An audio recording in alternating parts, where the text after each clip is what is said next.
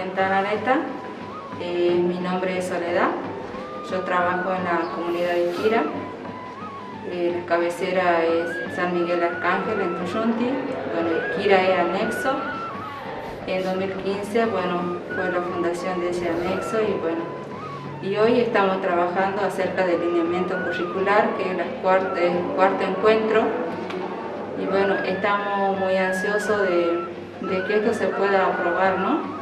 Y para poder tener una herramienta más como docente y trabajar con los alumnos. Y queremos que esto